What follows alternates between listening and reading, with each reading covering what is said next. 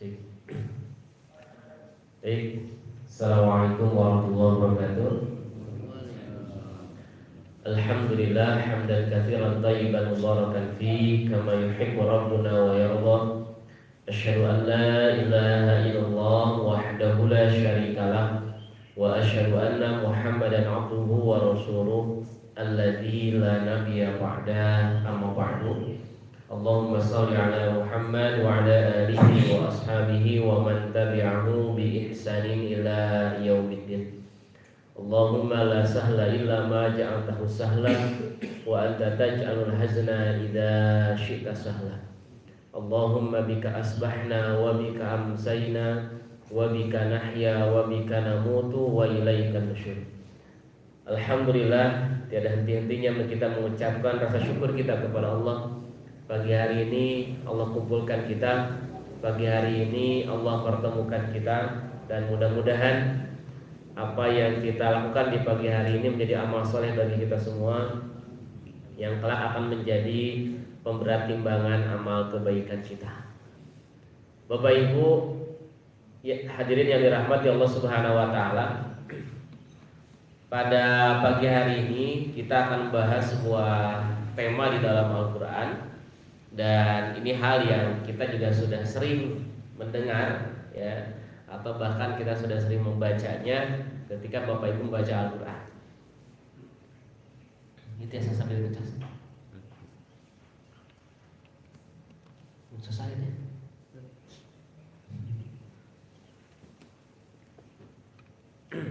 Ya, jadi dalam Al-Quran itu ada tema tentang hikmah.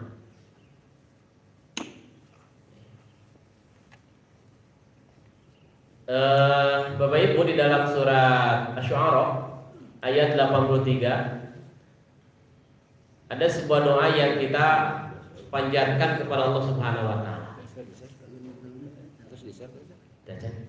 di kamu pakai langsung tidak kan internet selamat internet betul. Nurul Jamil. Oh iya, Nurul Jamil 1. Oh, maka di satu ada Angel Peter aja, Angel yang besar. Angel Peter.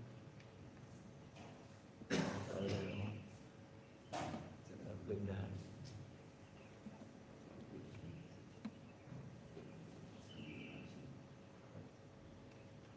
Sudah. Oke, mana? Bisa. Kira itu aja, apa ya artinya? Ada yang mau itu? Ada sih. Ada kan apa ya? Ada diklik ada nomornya, zoom, mau zoom. Oh, oke.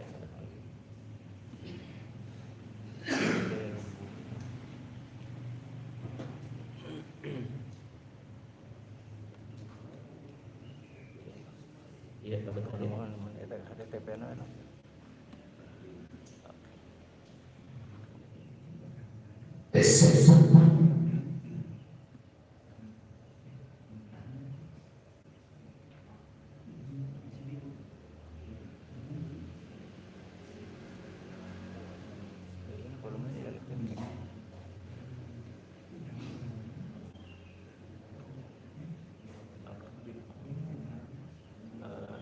Forum apa itu ada langsung grup.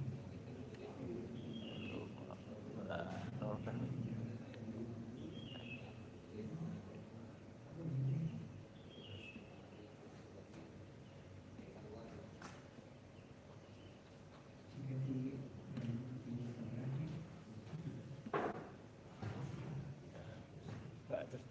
di layarnya diambilnya.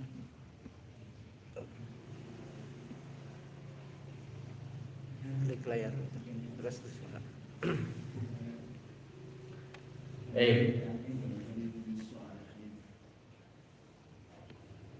Baik Bapak Ibu, ya.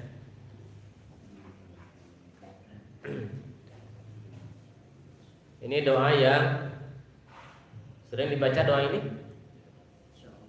Ya, dalam surat Asy-Syu'ara ayat 83. Ya, Rabbi habli hukmau wa alhiqni bis salihin. Ya. Rabbi, ya Allah, habli, berikanlah kepadaku hukman, hikmah, wa alhiqni bis salihin, dan masukkanlah aku ke dalam kelompok orang-orang yang salih. Jadi dalam doa ini ada dua hal yang kita minta sama Allah. Yang pertama, kita minta supaya mudah-mudahan Allah memberikan kepada kita hikmah, ya. Kemudian yang kedua, kita minta sama Allah supaya dimasukkan ke dalam kelompok orang-orang yang salih.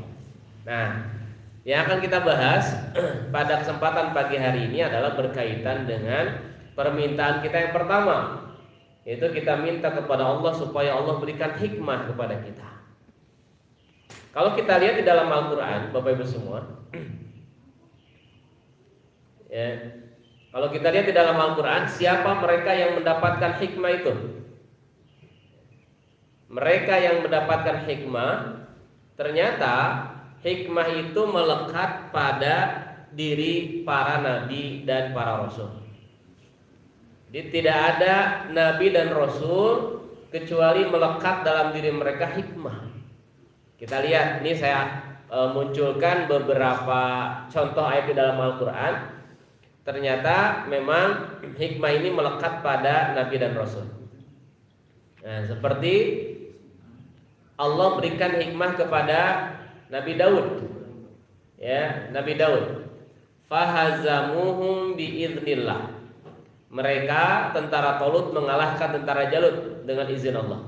Wa qatala Daudu Jaluta, dan Nabi Daud membunuh Jalut.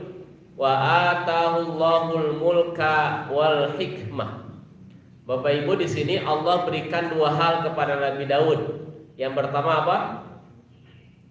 Al-mulka, ya, kekuasaan, pemerintahan. Nah, itu Allah berikan kepada Nabi Daud. Dan yang kedua, wal hikmah, juga Allah berikan kepada Nabi Daud hikmah.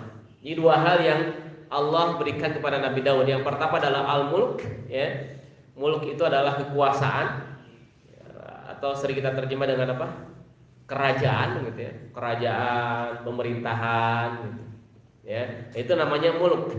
Kemudian wal hikmah, dan juga hikmah. Jadi di sini Allah gandengkan antara kekuasaan dengan hikmah.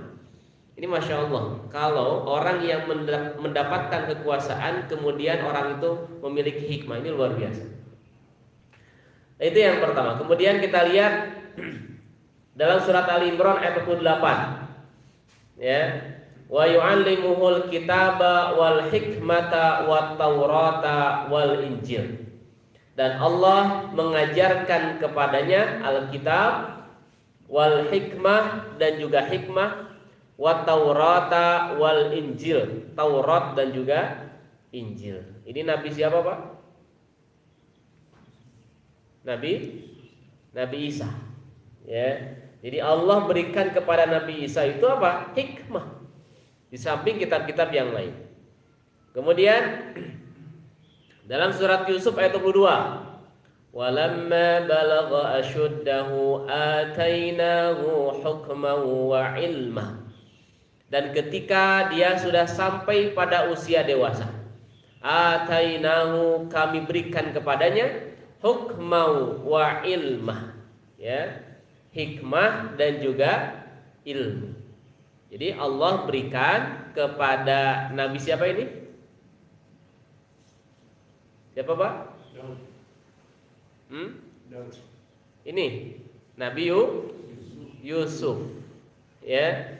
Pada Nabi Yusuf di surat Yusuf ayat 22, ketika Yusuf telah mencapai usia dewasa, kami berikan kepada Yusuf itu hukma wa ilma, ya, hikmah dan juga ilmu, ya. Ilmu yang Allah berikan kepada Nabi Yusuf, ilmu tentang apa? Biasanya kalau kita mendengar Nabi Yusuf, yang kebayang apa, Bapak Ibu? Sudah berbekalan makanan. Ya.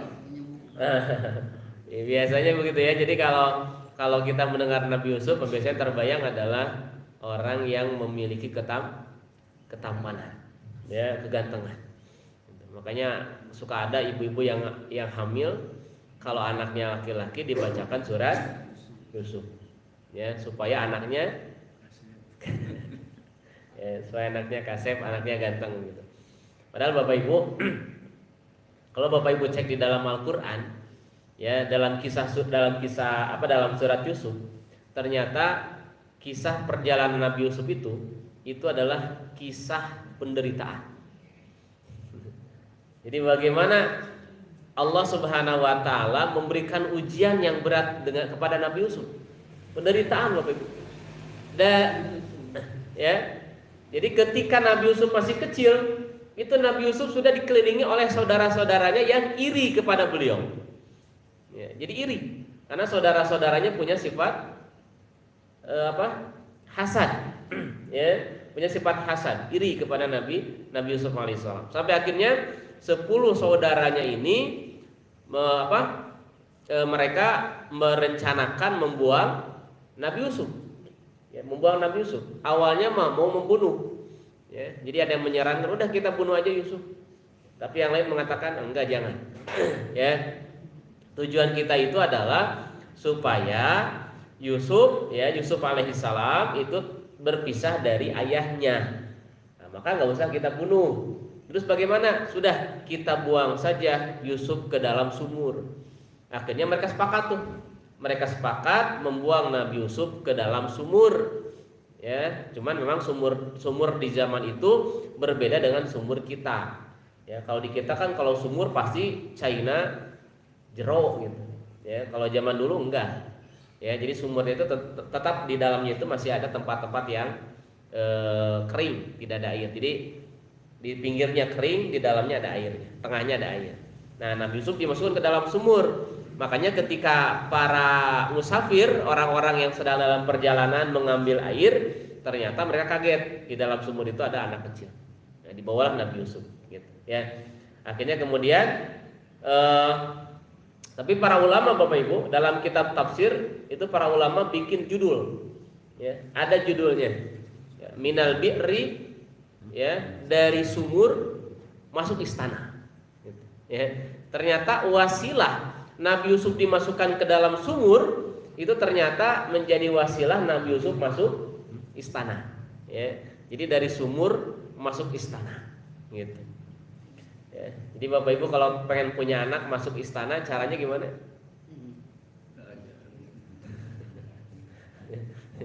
Gitu. Antong dilebut ke sumur gitu kan. Nah, ini penderitaan. Ya, jadi sejak kecil Nabi Yusuf dihasad ya oleh saudara-saudaranya. Kemudian Nabi Yusuf juga beliau dilemparkan, dimasukkan ke dalam sumur. Kemudian diambil oleh para musafir, diperjualbelikan menjadi hamba sahaya. Ya, sampai akhirnya orang yang membeli budak yang bernama Yusuf alaihissalam itu akhirnya kemudian orang istana. Ya, jadi pejabat istana yang membelinya. Ketika Nabi Yusuf lama di istana, beliau dewasa. Ketika dewasa, beliau menderita. Apa penderitaannya? Digoda oleh perempuan. Ya, Pak, kalau digoda oleh perempuan, penderitaan bukan? Ya. Jadi kalau Bapak sudah punya istri digoda oleh perempuan, itu menderita. Ya, nah Nabi Yusuf digoda oleh Zulaikha. Ya, jadi nih Bapak Ibu semua. Ya. Nah, Allah berikan kepada Nabi Yusuf 2 hal. Apa yang pertama? Hikmah. Kemudian yang kedua ilmu. Ya, jadi Allah berikan 2 hal, hikmah dan juga ilmu. Nah, ilmu di sini ilmunya bersifat umum, tapi ada ilmu yang dimiliki oleh Nabi Yusuf tidak dimiliki oleh yang lain. Apa itu? Terkait dengan takwil mimpi. Nah, ini ilmu yang Allah berikan kepada Nabi Yusuf, yaitu Allah berikan ilmu berupa takwil mimpi. Ya, jadi kalau ada orang yang bermimpi ditakwil oleh Nabi Yusuf dan takwilnya selalu benar. Kenapa? Karena itu mukjizat yang Allah berikan kepada Nabi Yusuf. Ya, gitu. Nah, ini kaitan dengan ru'ya, kaitan dengan mimpi. Itu ya Bapak Ibu. Nah, kemudian memang nanti kaitan dengan mimpi itu nanti ada 3 Bapak Ibu. Ya. Kalau Bapak Ibu tadi malam tidur kemudian pas tidur bermimpi, itu bisa 3 kemungkinan. Ya. Kemungkinan yang pertama itu mimpi berupa ilham. Ya. Karena Nabi SAW menyampaikan ada 30 lebih ciri kenabian, tanda kenabian. Dan semuanya sudah terputus, semuanya sudah terhenti, kecuali satu yang masih tetap. Apa itu? Yaitu kaitan dengan mimpi.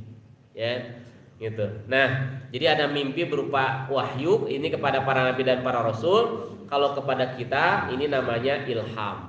Ya.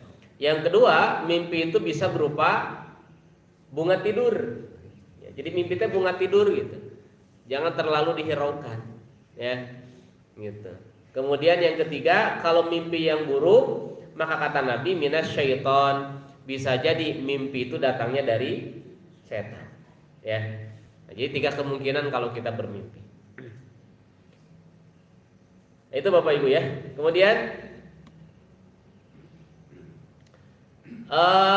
contoh yang lain dalam surat Al-Anbiya ayat 74. Walukon atainahu hukma wa ilma. Kepada Nabi Lut kami berikan kepadanya 2 hal. Yang pertama hikmah, yang kedua ilmu. Jadi Allah berikan kepada Nabi Lut itu hikmah dan juga ilmu. Terakhir ya, contoh terakhir nabi yang terakhir yaitu Nabi SAW, ya, Nabi Muhammad SAW. Apakah beliau mendapatkan hikmah? Ya, ini ayatnya. Ya, Rasulullah SAW pun beliau mendapatkan hikmah. Dalam surat Al-Jumu'ah ayat yang kedua, huwallazi ba'atsa fil ummiyina rasulan minhum. Dialah yang mengutus kepada kaum yang ummi seorang rasul di antara mereka.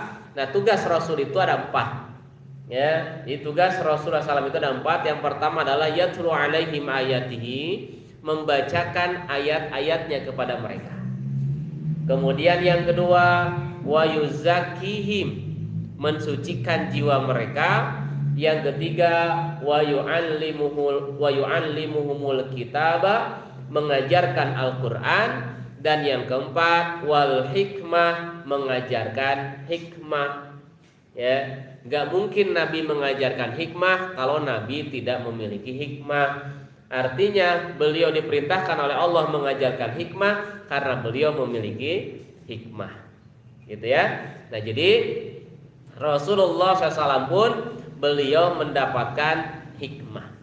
Nah, beberapa ayat yang saya sampaikan ini Bapak Ibu semua, ini sebagai gambaran bahwa hikmah itu melekat pada diri Nabi dan Rasul. Sekarang Bapak Ibu yang hadir pagi hari ini bisa dapat hikmah tidak? Pengen mual Pak? Ya. Insya Allah ya. Insya Allah Bapak Ibu yang hadir pagi hari ini pun bisa mendapatkan hikmah. Ya, apa dalilnya? Nah, dirasa gitu kan? Naon dalilnya? Ya, apa dalilnya bahwa kita bisa mendapatkan hikmah? Saya sampaikan, ya, ada 2 ayat di dalam Al-Quran, yang dimana 2 ayat ini bisa menjadi dalil bahwa Bapak Ibu yang hadir di masjid ini, insya Allah bisa mendapatkan hikmah. Apa dalil yang pertama? Yang pertama ada dalil yang bersifat umum, ya. Yang kedua ada dalil yang bersifat khusus. Maksudnya ada model manusia di dalam Al-Quran, bukan Nabi, bukan Rasul, dan beliau mendapatkan hikmah. Gitu. Ini dalil yang bersifat umum. A'udzubillahi minasyaitonirrajim. Yu'til hikmata may yasha wa may yu'tal hikmata faqad utiya khairan katsira. Allah menganugerahkan hikmah, ya, kepada siapa yang Dia kehendaki. Wa may yu'tal hikmah, dan siapa yang dianugerahi hikmah, faqad utiya khairan katsira, maka ia benar-benar telah diberikan kebaikan yang banyak. Wa may yadzakkaru illa ulul albab. Ya. Jadi yu'til hikmata may yasha. Diberikan hikmah kepada orang yang Allah kehendaki. Di sini orang yang Allah kehendaki siapa, Pak? Apakah hanya para nabi? Tidak. Ya. Man di sini menunjukkan umum. Ya. Jadi man di sini menunjukkan umum. Bisa para nabi atau juga di luar nabi. Ya, itu. Jadi yu'til hikmata may yasha.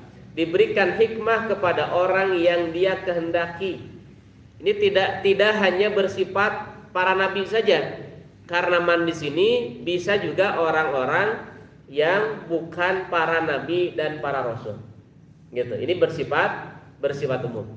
Dan di dalam ayat ini Allah menjelaskan siapa yang Allah berikan hikmah maka sungguh dia diberikan kebaikan yang banyak. Ini Masya Allah Bapak Ibu. Kalau hikmah hadir dalam diri kita, maka artinya Allah memberikan kebaikan yang banyak kepada kita. Ya, gitu. Ini kalau Allah Subhanahu wa taala yang berfirman, Allah yang mengatakan, maka tidak ada kebahagiaan bagi kita kecuali ketika Allah memberikan kebaikan kepada kita. Itu ya Bapak Ibu semua. Nah, yang kedua, ada ayat yang bersifat khusus, yaitu di dalam Al-Quran ada model manusia, ya, bukan nabi, bukan rasul. Ya, jadi bukan nabi, bukan rasul, gitu. Dan orang ini mendapatkan hikmah. Siapa Pak? Halo. Ya, Luqman. Ya, Luqman itu bukan nabi. Ya, bukan rasul, tapi beliau bisa mendapatkan hikmah. Walaqad ataina Luqman al-hikmah anishkur lillah wa may yashkur fa innama yashkuru li nafsih. Dan sungguh kami berikan kepada Luqman itu hikmah.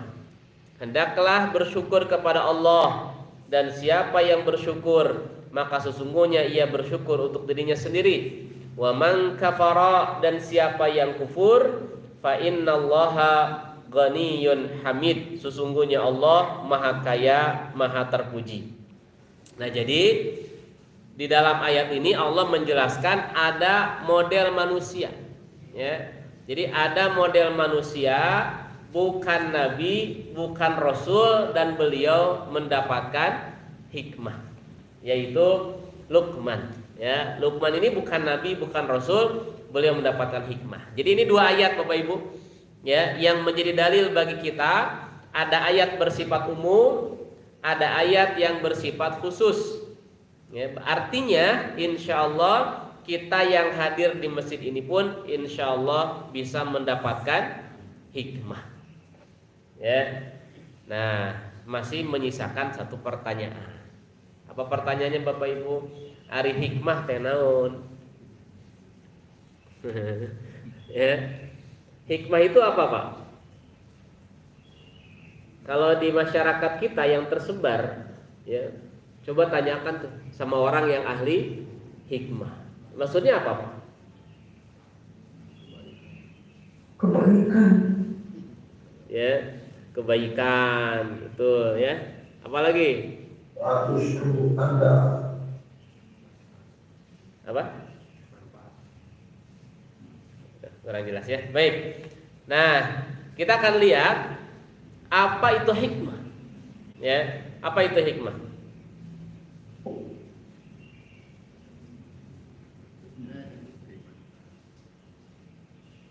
Nah, ini yang pertama. Yang pertama, hikmah itu apa? Wal hikmatu al-ilmun nafi' al-musilu li khairi dunya wal akhirah. Hikmah itu adalah ilmu yang bermanfaat. Al-musilu li khairi dunya wal akhirah, yang membawa ya kepada kebaikan dunia dan akhirat. Nah, ini hikmah. Ya, gitu. Jadi hadis atau Quran? bukan, ini bukan ayat Quran, bukan hadis, tapi ini ucapan para ulama dalam tafsir. Ya. Jadi para ulama menjelaskan wal hikmatu al ilmun nafi'. Hikmah itu adalah ilmu yang bermanfaat. Al musilu li khairi dunya wal akhirah, yang membawa kebaikan dunia dan akhirat. Ya. Nah, Imam Al-Ghazali beliau mengatakan apa itu ilmu yang bermanfaat? Kata beliau, ilmu yang bermanfaat itu adalah ilmu yang melahirkan amal. Ya. Jadi ilmu yang bermanfaat itu ilmu yang melahirkan amal. Jadi ilmunya bukan hanya sekedar pengetahuan saja. Ilmunya bukan hanya sekedar wawasan saja. Banyak orang yang ilmunya luas tapi ternyata miskin amal. Ya. Gitu. Maka kalau ingin ilmu kita menjadi ilmu yang mendatangkan hikmah, maka jadikanlah ilmu yang kita miliki harus melahirkan amal. Jadi ada orang yang luas ilmunya, miskin amalnya.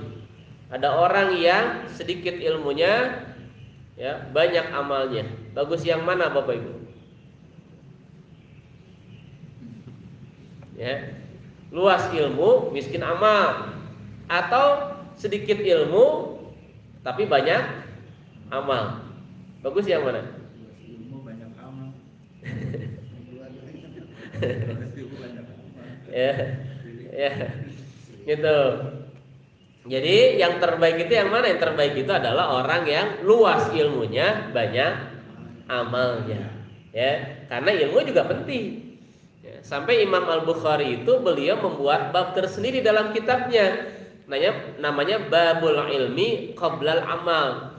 Jadi bab ilmu sebelum amal. Jadi sebelum kita amal itu harus ada ilmunya. Ya, jangan sampai kita mengamalkan sesuatu tanpa ada ilmu. Nah, jadi ilmu yang bermanfaat itu adalah ilmu yang melahirkan amal.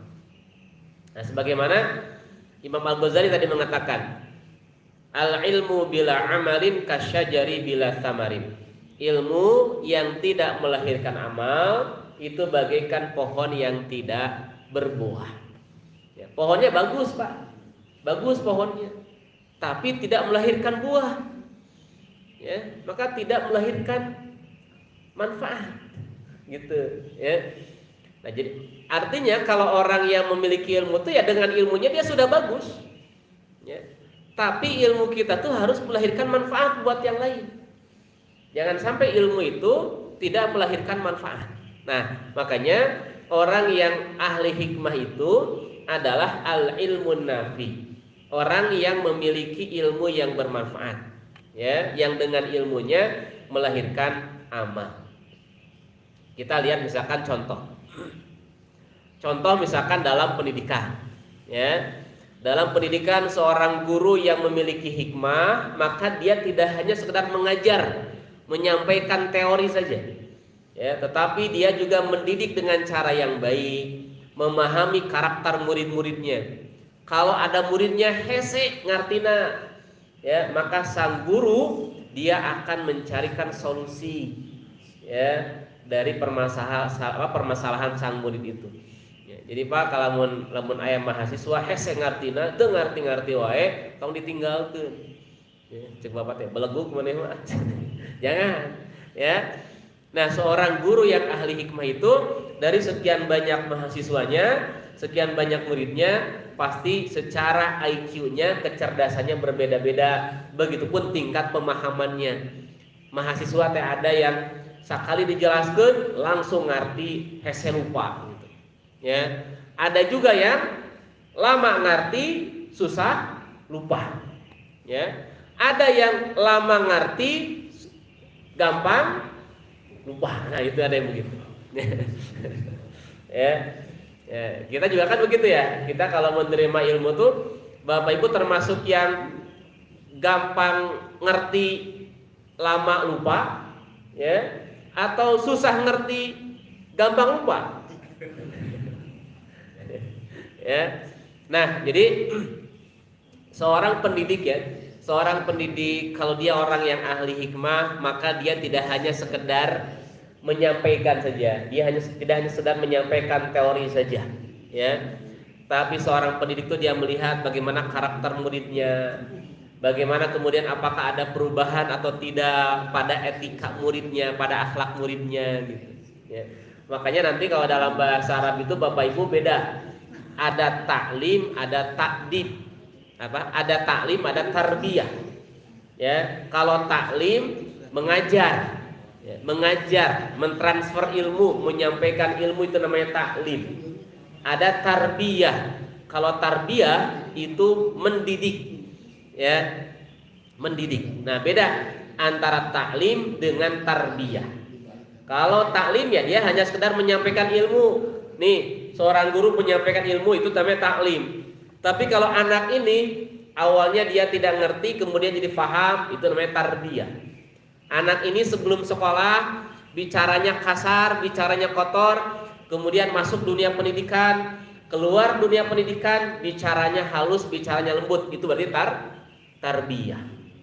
Ya, gitu. Dulu anak ini suka membantah ke orang tua, durhaka sama orang tua, dimasukkan ke dalam dunia pendidikan, keluar daripada dunia pendidikan, anak ini menjadi birrul walidain, berbuat baik kepada kedua orang tuanya. Itu namanya tarbiyah. Ya. Kalau di kita, ya, di kita ini pendidikan kita banyaknya taklim atau tarbiyah? Ya, banyaknya taklim. Jadi sekedar menyampaikan saja, yaitu taklim. Nah, sedangkan dalam dunia pendidikan itu harusnya tarbiyah, mendidik. Harusnya mendidik, bukan hanya sekedar mengajar. Kalau mengajar hanya sekedar menyampaikan, ya. Kalau tarbiyah maka melakukan pembentukan, ya, merubah dari yang jelek menjadi baik, ya, dari yang berkata kasar menjadi berkata baik, ya.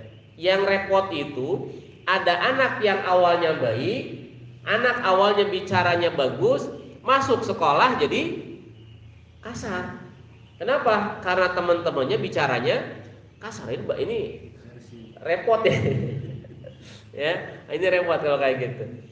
Itu ya Bapak Ibu ya. Jadi kalau Bapak Ibu yang hadir pagi hari ini para pendidik, maka kalau seorang pendidik, seorang guru yang ahli hikmah, maka tidak hanya sekedar mengajar, tidak hanya sekedar menyampaikan ilmu, tapi melihat ya bagaimana perubahan-perubahan yang terjadi pada anak-anaknya, ya. Kalau dalam dunia bisnis misalkan ya, dalam berbisnis, seorang pengusaha yang memiliki hikmah, mereka tidak hanya mengejar keuntungan duniawi saja, ya. Jadi seorang pengusaha yang ahli hikmah tidak hanya mengejar keuntungan duniawi saja, tetapi mereka juga memperhatikan etika bisnis. Seperti apa? Dia tidak melakukan tipuan kepada pelanggannya atau konsumennya, ya. Tidak menjual barang dengan kecurangan. Nah, berarti pedagang yang seperti itu, pengusaha yang seperti itu adalah pengusaha yang mengamalkan ilmunya. Nah, kalau dia mengamalkan ilmunya, berarti orang yang seperti itulah orang yang ahli hikmah, ya. Makanya Bapak Ibu, kalau kita berdagang, kalau kita berbisnis gitu ya, dan dalam bisnis kita tidak tidak curang, ya, tidak melakukan penipuan, maka insya Allah apa yang didapatkan oleh Bapak Ibu itu akan menghadirkan keberkahan, ya, gitu. Mending kene sedikit tapi berkah atau banyak tapi terberkah, Pak? Ya, selalu pilihannya pengen yang ketiga gitu ya. Banyak tapi berkah. Nah itu Masya Allah ya, pengennya begitu ya, pengennya banyak tapi berkah ya. Nah, tapi jangan sampai ketika keuntungannya banyak ini dengan cara apa? Dengan cara curang, ya, dengan cara menipu, jangan. Ya, lebih baik kita sedikit keuntungan tapi tidak ada penipuan di situ. Itu ya Bapak Ibu semua. Itu pengusaha atau pedagang yang mendapatkan hikmah, ya. Nah, termasuk dalam keseharian, ketika misalkan Bapak Ibu menghadapi cobaan, ya. Seseorang yang memiliki hikmah ketika ditimpa musibah tidak akan langsung berkeluh kesah dan tidak mudah menyalahkan takdir. Nah, itu orang yang ahli hikmah. Nah, kalau orang yang belum mendapatkan hikmah, ketika dia mendapatkan ujian, dia mudah berkeluh kesah, ya. Kemudian dia juga sampai menyalahkan takdir. Ini nggak boleh terjadi pada kita. Allah kasih sehat, alhamdulillah, ya. Allah kasih sakit,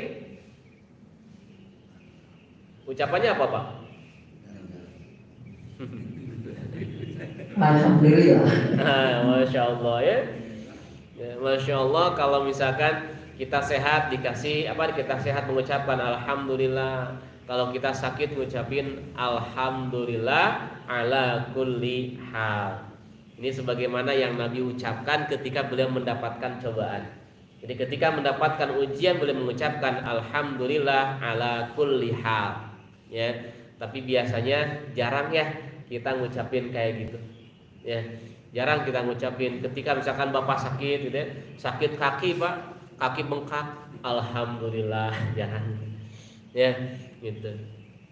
Atau misalkan Bapak punya kendaraan, ya, motor teh hilang, ngucapinnya apa? Ada yang ngucapin alhamdulillah? Ya, jarang kita ngucapin kayak gitu. Alhamdulillah, jarang gitu ya. Nah, biasa kita minimal kita mengucapkan innalillahi wa inna ilaihi raji'un. Allahumma ajirni fi musibati wa akhlif li khairan minha. Ya.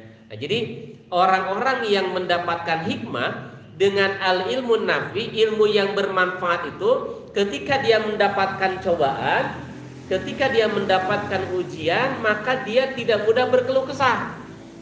Dan dia bahkan tidak menyalahkan takdir. Ya, enggak menyalahkan takdir sampai nyalahkan Allah gitu. Ya Allah, kenapa Engkau berikan penyakit kepada saya seperti ini?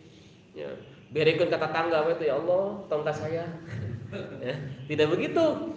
Ya, tapi ketika memang Allah sudah takdirkan penyakit itu menimpa kepada dirinya, maka dia terima dengan penuh keridhaan, ya, ar-ridha bil qada. Ya, ridha dengan ketentuan yang sudah Allah berikan kepadanya. Jadi dia tidak akan menyalahkan. Ya, dan memang Bapak Ibu, salah satu sifat manusia itu innal insana khuliqa halu'a. Manusia itu diciptakan memiliki sifat mudah berkeluh kesah. Nah, itu memang sifat manusia. Ya, sifat manusia begitu. Ketika rezeki sempit, curhat, berkeluh kesah, ya. Tapi kalau rezeki sedang banyak, sok cerita tar apa? Ya. Jadi biasanya orang gitu ya, kita bercerita sama orang, sama teman itu kalau dapat kesusahan, dapat kesulitan. Tapi kalau dapat kesenangan, jempling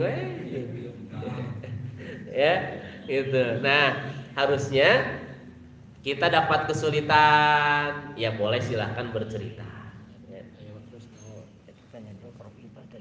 Enggak.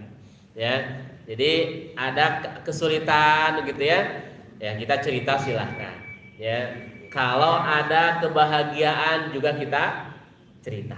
Ya, gitu. Jadi gitu ya Bapak Ibu hadirin yang rahimakumullah. Jadi hikmah yang pertama apa?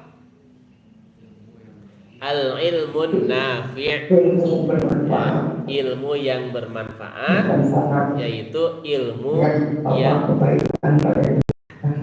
ya. Nah, mudah-mudahan Bapak kita yang hadir ya pada pagi hari ini, mudah-mudahan kita diberikan kemudahan oleh Allah untuk bisa mengamalkan ilmu yang kita miliki. Maka insya Allah ya, kalau kita bisa mengamalkan ilmu yang kita miliki, insya Allah mudah-mudahan kita bisa mendapatkan hikmah. Ya.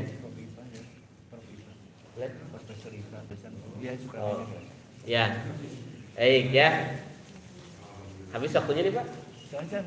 Oh, masih teras. Nah, waktu ya. Ya. Baik. Nah, Contoh yang lain misalkan Bapak Ibu ya. Contoh ilmu yang bermanfaat itu ilmu yang melahirkan amal. Contoh, berbohong boleh tidak? Ya. Berbohong untuk kebaikan yang seperti apa yang diperbolehkan? Ya. Pada umumnya Bapak Ibu berbohong boleh tidak? Tidak boleh. Tidak boleh. Ya. Berbohong itu tidak boleh. Nah, ketika kita mengamalkan dalam keseharian kita menjadi orang yang jujur, maka insya Allah berarti Bapak Ibu hadir hikmah dalam dirinya. Kalau dalam dunia akademisi misalkan ya, di kampus, nggak boleh kita berbohong dengan hasil karya kita. Seakan-akan ini penelitian hasil kita. Ya, padahal benang batur, ya, kan kurang dirobah-robah begitu ya. Baik kita sudah berbohong, nggak boleh. Ya. Nah, berbohong itu tidak boleh. Yang diperbolehkan bohong cuma 3 kata Nabi. Nabi yang mengatakan, ya, yang diperbolehkan bohong itu cuma 3. Yang pertama adalah berbohong untuk membahagiakan pasangan. Itu boleh berbohong, Pak. Ketika istri Bapak masak, terus pasakannya nggak enak, Bapak bilang apa? Tidak enak. Enak Ya. Nah, tong jujur deh gitu, Pak. Ya. Gitu. Menit enak ya pasakannya. Jangan begitu. Ya, ketika ditanya, "Ya, enak nggak pasakannya?" Raos. Kamari mah. Ya, raos gitu. Cobian gerak gitu. Ya. Nah, atau istri Bapak bilang begini, "Ya, hari Ibu masih gelis tuh." Bapak jawabnya apa, Pak? Gelis pisan. Ya. Nah, gitu. Jadi orang yang ahli hikmah itu berbohong itu tidak boleh, kecuali bohong untuk membahagiakan pasangan boleh. Kemudian bohong yang kedua yang diperbolehkan itu adalah bohong untuk mendamaikan 2 orang yang sedang berselisih. Ya, jadi kalau ada 2 orang yang sedang berselisih, untuk mendamaikan keduanya kemudian berbohong itu boleh. Ya. Kemudian yang ketiga, bohong dalam strategi perang atau ketika peperangan itu boleh nggak bohong. Ya, gitu. Jadi pada umumnya bohong itu tidak boleh. Hanya tiga hal saja yang diperbolehkan kita untuk berbohong. Ya, gitu. Bapak Ibu, ada seorang nabi, ya, ada seorang nabi seumur hidupnya berbohong cuma 3 kali. Ya, nabi siapa?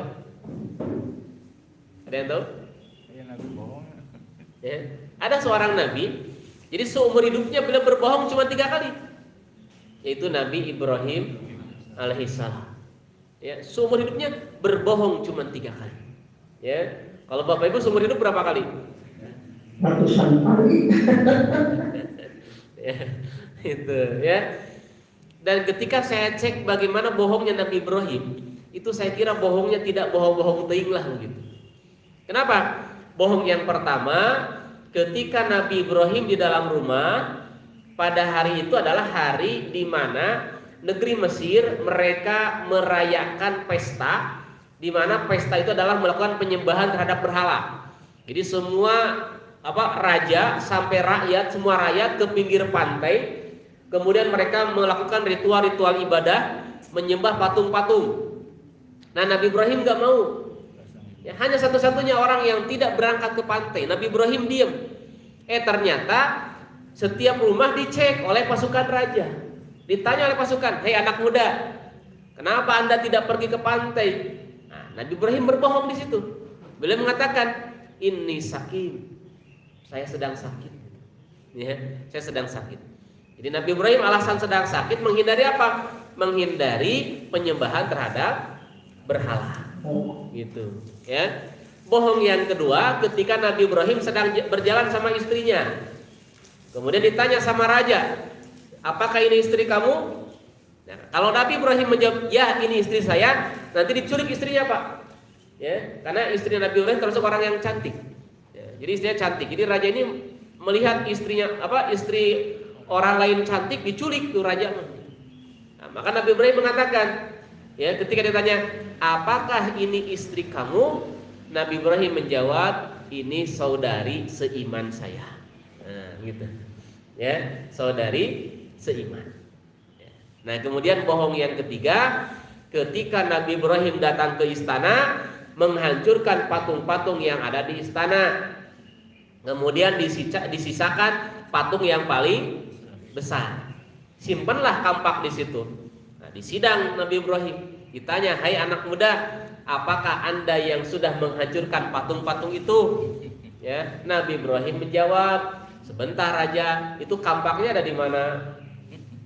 Di patung yang paling besar. Berarti eta ya, menghancurkan teh. Ceuk raja teh, bagaimana mungkin patung bisa menghancurkan patung yang lainnya? Kenapa? Karena patung tidak bisa bergerak. Ya, maka Nabi Ibrahim mengatakan, ya, kenapa Anda menyembah benda yang tidak bisa bergerak sama sekali? Raja makin marah tuh. Ya, digituin raja marah, akhirnya raja merintahkan pasukannya bakar orang ini. Ya, akhirnya dibakarlah Nabi Ibrahim alaihissalam. 3 Pak. Ya, 3 selama hidupnya Nabi Ibrahim berbohong cuma 3 kali. Ya, tapi lihat Quran. Bagaimana Quran mensifati Nabi Ibrahim dengan sebuah sifat yang sungguh sangat luar biasa. Quran mensifati Ibrahim dengan munibun. Apa itu munib? Munib itu adalah orang yang senantiasa bertaubat kepada Allah. Bayangin, ya. Seumur hidupnya beliau berbohong 3 kali, dan itu pun bohongnya menurut kita mah teu bohong-bohong teuing lah gitu ya. Tapi Nabi Ibrahim senantiasa meminta ampun kepada Allah karena kebohongan yang pernah beliau lakukan. Itu Masya Allah. Bahkan di akhirat, ketika manusia berbondong-bondong datang kepada para nabi, termasuk datang kepada Nabi Nabi Ibrahim malu untuk memberikan syafaat. Ya, apa kata Nabi Ibrahim? Jangan minta syafaat kepada saya malu sama Allah. Kenapa? Saya dulu ketika di dunia saya pernah berbohong 1, 2, 3 Bapak Ibu. Ini luar biasa. Bagaimana ketika Nabi Ibrahim melakukan kesalahan, ya, beliau langsung bertobat kepada Allah, meminta ampun kepada Allah. Bahkan disifati oleh Quran dengan sifat munibun. Ya. Nah, jadi Bapak Ibu semua, ketika kita mengamalkan itu, berbohong tidak boleh, kemudian kita amalkan dalam kehidupan kita sehari-hari menjadi orang yang jujur, maka berarti hikmah hadir dalam diri kita. Ya, gitu. Nah, ini ya Bapak Ibu hadirin jamaah rahimakumullah, ya. Jadi satu poin terkait dengan hikmah. Jadi, hikmah itu adalah ilmu yang bermanfaat yang membawa kebaikan dunia dan akhirat. Ya, gitu. Saya kira itu saja dulu, ya. Ya, mangga silahkan Bapak Ibu kalau ada yang mau ditanyakan. Satu pertanyaan aja. Mangga silahkan. Ibu itu Prof. Siapa? Yang dari rumah Prof Iba aja. Mangga silakan. Pertanyaan kalau boleh bertanya. Boleh, mangga silakan Prof. Assalamualaikum warahmatullahi wabarakatuh. Waalaikumsalam. Bagaimana supaya kita, kalau kita terpaksa harus berbohong, itu apa yang harus kita lakukan? Bertobat saja atau kita minta maaf atau bagaimana? Kalau misalnya kita sudah terlanjur berbohong gitu. Ya. Misalnya saja kepada suami, kepada anak, atau kepada keluarga, kepada semua juga ada yang minta uang, kemudian bilang tidak punya uang, padahal sebetulnya kita punya. Ya. Ya. Di lapangan saya biasa bohong Pak, bola masuk out gitu. Ya. Nah, bagaimana kalau kita sudah pernah berbohong? Ya, apakah kemudian bohong kita cukup dengan kita bertobat kepada Allah, atau kita mesti minta maaf kepada yang bersangkutan? Gitu. Ya. Ya, tentu kaitan dengan taubat itu kan nanti dalam kitab Riyadhus Shalihin dijelaskan, ya. Dalam bab taubat itu nanti ada 2. Ada dosa kaitan dengan kita kepada Allah. Ya, jadi kalau kita berdosa kepada Allah, maka kalau kita bertaubat syaratnya 3. Apa yang pertama? Yang pertama adalah berhenti. Jadi kita berhenti dari perbuatan dosa itu. Yang kedua, kita menyesali, ya, kita menyesali atas perbuatan yang sudah kita lakukan. Dan yang ketiga, kita bertekad untuk tidak akan mengulangi. Nah, ini cukup. Jadi kalau dosa kita kepada Allah, 3 syarat ini kita lakukan, maka cukup dengan 3 ini, insya Allah Allah menerima taubat kita. Nah, bagaimana kalau dosanya kepada manusia? Kalau dosa kepada manusia, maka syaratnya menjadi 4. Ya, syarat yang pertama sama, berhenti. Syarat yang kedua, menyesali. Syarat yang ketiga, bertekad tidak akan mengulangi. Dan yang keempat, yaitu meminta maaf kepada yang bersangkutan. Kalau dosa kepada manusia, ya, jadi meminta maaf atau mengembalikan hak-haknya, gitu. Contoh, ada yang korupsi 193 triliun.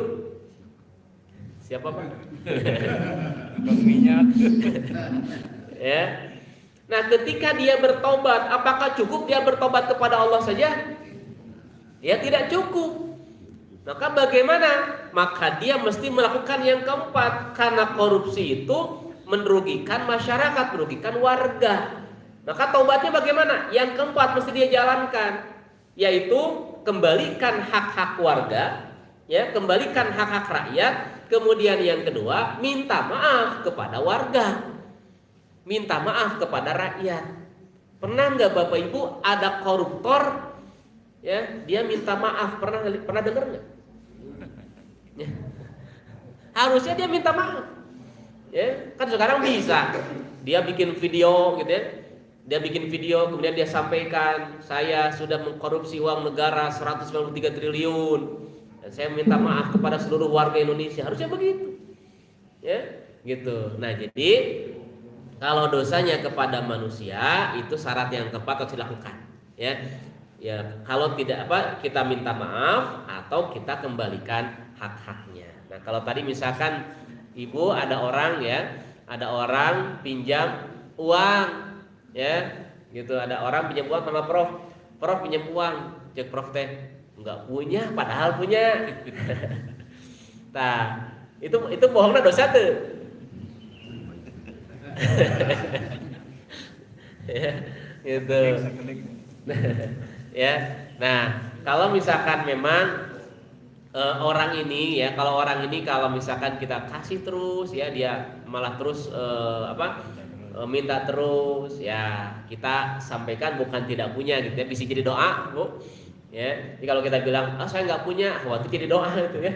Nah, kita bilang saja ada keperluan-keperluan yang lain, kan kita nggak tahu keperluan yang lain seperti apa, tapi kan yang jelas kita punya keperluan, kan, ya, gitu. Tapi kalau misalkan memang kita punya kelapangan rezeki, ada orang yang meminjam, pinjamkan saja, ya, tidak perlu kemudian kita untuk berbohong. Ya, bahkan di dalam Al-Quran itu nanti Bapak Ibu ada ayat khusus, ya, ada ayat, bahkan ayat yang paling panjang di dalam Al-Quran itu kaitan dengan hutang piutang.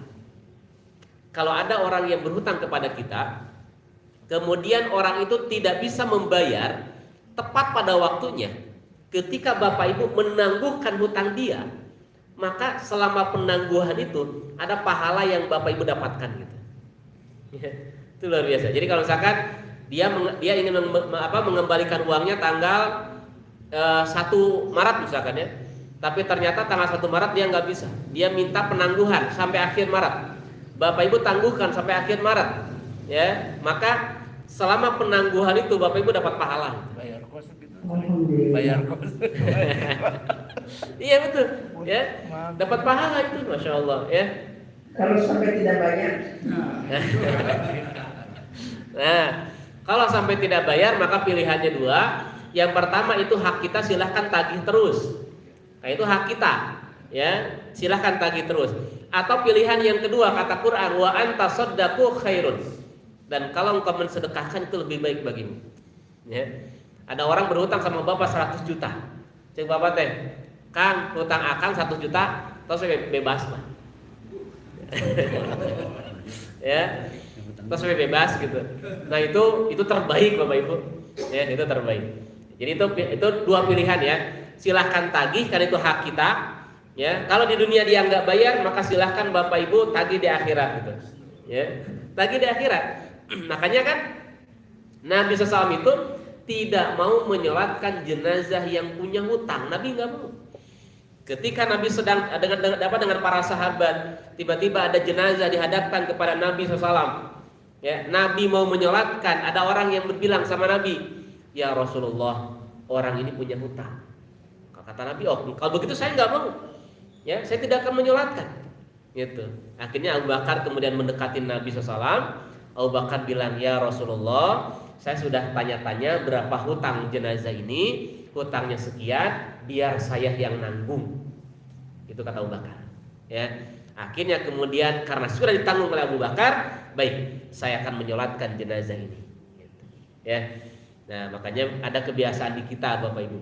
Kalau ada jenazah, ada pihak keluarga menyampaikan. Kalau almarhum, almarhumah ada kaitan dengan hutang piutang, silahkan datang kepada keluarga. Kenapa? Berarti keluarga yang menanggung hutang almarhum. Gitu. Nah, kita menyolatkan. Ya, ini ya Bapak Ibu semua. Ya. Kalau piutang bagaimana? Kalau piutang, kalau Gimana Prof? kalau tadi mengenai utang piutang, kita punya utang, kemudian kalau yang punya piutang jadi bagaimana itu? Jadi dia sebetulnya ada yang berutang pada jenazah itu. Nah nanti itu bagaimana itu? Oh. Itu harus direlakan oleh keluarga atau bagaimana? Ya, itu nanti kebijakannya ada pada keluarga. Kalau keluarga meridhokan, mengikhlaskan, berarti selesai. Ya, gitu. Makanya disinilah pentingnya kenapa mesti ada tulis menulis. Sehingga ketika almarhum atau almarhumah meninggal dunia, kalau ada catatan bisa jelas. Ya, misalkan oh ternyata almarhum itu dia punya piutang. Ya, di si A sekian, di si A di si B sekian misalkan gitu. Nah, kalau ada catatan maka keluarga itu boleh memilih apakah keluarga meridhokan, mengikhlaskan begitu ya. Kata keluarga teh sudahlah hutang-hutang almarhum ini atau misalnya piutang almarhum sudah kita bebaskan aja semua. Nah, kenapa? Karena piutang almarhum nanti menjadi hak ahli waris. Begitu kan? Jadi piutang almarhum menjadi hak ahli waris. Iya. Nah, jadi itu nanti silahkan apakah ahli waris meridhokan, mengikhlaskan, artinya membebaskan hutang-hutangnya, gitu ya, atau ya ahli waris tetap menagih. Nah, itu silahkan. Ya, jadi itu dua pilihan. Apakah mengikhlaskan atau tetap menagih, karena itu hak mereka. Ya, gitu. Jadi kalau ada almarhum atau almarhumah meninggal dunia, dia punya piutang, ya, piutang, maka itu sebetulnya menjadi hak ahli waris. Silahkan, apakah ahli waris membebaskan hutang tersebut ataukah ahli waris tetap menagih? Ya, cek ahli waris teh, oh orang tagih we lebar, sebar hutangna 1 M, ya tagih we misalkan. Ya, itu silahkan. Ya, cekap ya, baik. Itu ya Bapak Ibu. Ya, sami-sami Prof. Ya, itu saja yang bisa kita bahas pada kesempatan pagi hari ini berkaitan dengan hikmah. Ya, gitu. Jadi sebetulnya ada 6 apa itu hikmah. Nah, kita baru bahas 1. Ya, tapi nanti barangkali saya bisa share PowerPoint-nya. Ya, ada 5 lagi kaitan dengan hikmah. Itu yang bisa saya sampaikan pada kesempatan pagi hari ini.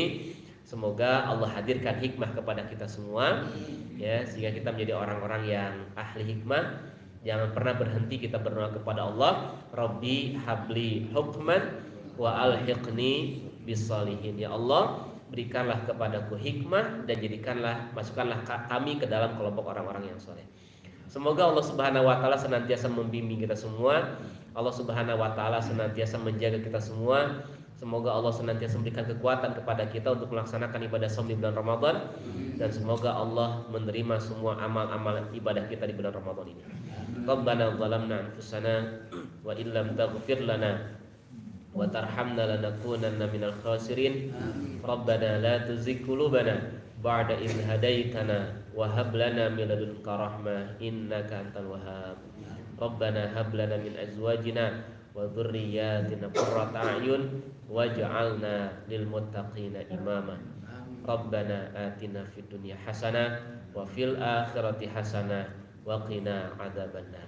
Subhanakallahumma bihamdik asyhadu an la ilaha illa anta astaghfiruka wa atubu ilaik.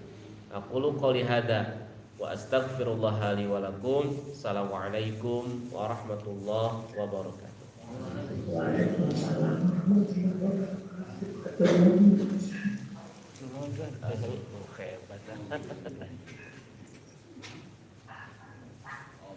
Bendera rumah kan.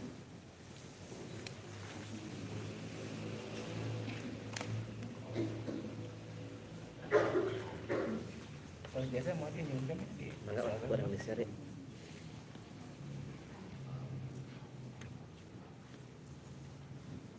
an biasanya di share ke saya, pernah nggak saya edit pakai itu pakai